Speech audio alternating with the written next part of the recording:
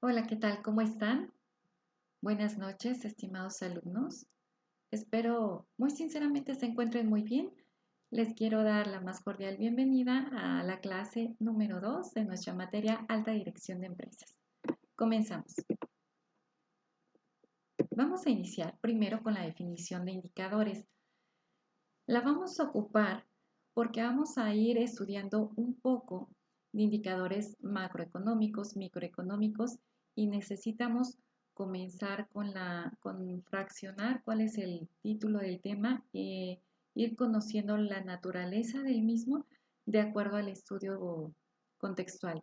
Primero que nada, el indicador se usa para hacer referencia o señalar algún tipo de información que nos va a arrojar un dato y que con este podamos tomar decisiones. Un ejemplo muy básico, un termómetro.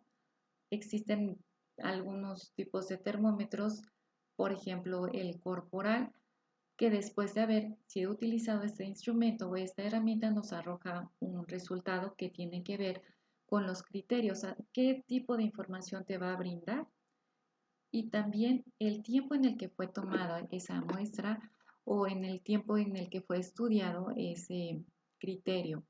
Ok, ahora que es un indicador macroeconómico. Bien, pues el indicador macroeconómico es el resultado del estudio de las cifras, vuelvo a repetir, que nos arrojan algún tipo de resultados y en el caso del indicador macroeconómico nos indica la evolución de la economía dentro de un país. Ok, tiene mucho que ver los criterios técnicos, así como también los criterios básicos que son utilizados y que posteriormente, en el caso de la macroeconomía, son publicados por gobiernos o empresas de determinados sectores. Ahora, vamos a revisar dónde se colocan los indicadores macroeconómicos y cuáles son los aspectos que se relacionan o que se derivan del mismo. Uno es el Producto Interno Bruto, también la inflación, el desempleo y el ciclo económico.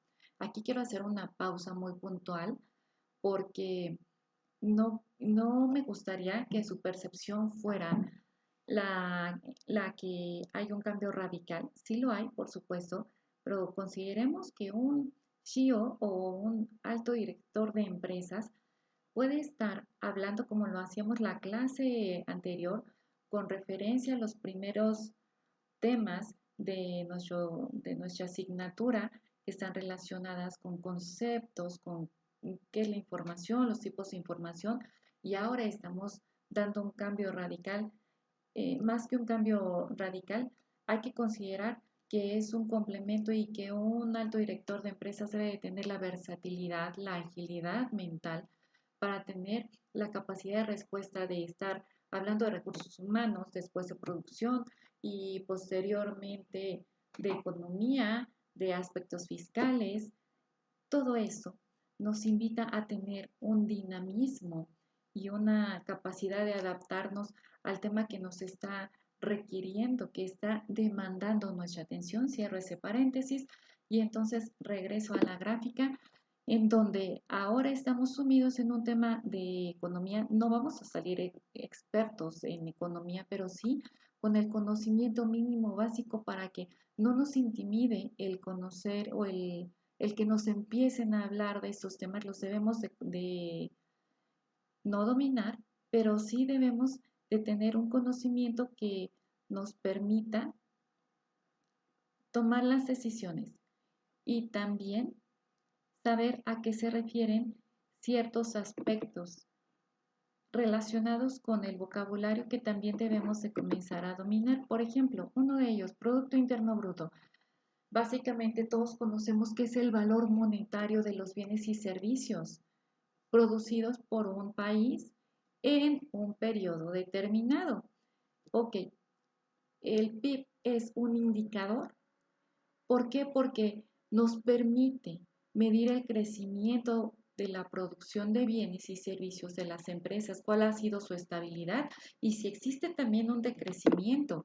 Ok, los indicadores macroeconómicos también nos permiten no solamente conocer en qué situación se encuentra la economía de un país, sino determinar el rumbo a partir de ciertas decisiones. Por eso es que la palabra decisiones la van a escuchar mucho en esta clase y también en nuestra videoconferencia del próximo sábado. Ok, ahora vamos a ver cuáles son los aspectos que relacionan la macroeconomía y cuáles son los que comprende la microeconomía, como lo son las familias, en el caso de la microeconomía, las empresas y el Estado. ¿Cuáles son los aspectos que debe de analizar cada uno de ellos? Por ejemplo, en el caso de la microeconomía, cuando nos incrementan el precio de la gasolina, ese es el aspecto que está impactando a la economía de las familias, o cuánto me cuesta alquilar una vivienda o adquirir una vivienda, cuál es mi pago mensual, cuál es mi pago anual, mi aportación, cuánto se va a capital, cuánto se va a interés. Y también tiene que ver con un aumento de la productividad que afecta el precio en los que son ofertados algunos bienes y servicios. Ahora, ¿cuáles son los aspectos que analiza la macroeconomía? Básicamente, el tipo de interés que afecta al consumo nacional. También tiene que ver con algunos precios del tipo de cambio, del oro, del dólar, por supuesto que eso va dentro de un aspecto macroeconómico. Y vamos a realizar dentro de la clase un estudio a nivel cuadro comparativo de los aspectos económicos, políticos y sociales para que podamos permitir comparar, pero además analizar cómo son esos ámbitos, cómo se está desenvolviendo cada una de las economías que vamos a estudiar y entonces compararlo con respecto a mis compañeros. No se preocupen, no voy a dejar de manera permanente. Esa nada más es para darles una idea de cuál es nuestro trabajo de la siguiente semana y cuáles van a ser los objetivos y la intención. Cuál es el aprendizaje esperado. Y hasta aquí el repaso de la primera clase. Vamos a brindar una retroalimentación y a extendernos un poquito en alguno de los temas que requieran mayor atención. Hasta aquí les agradezco yo su participación.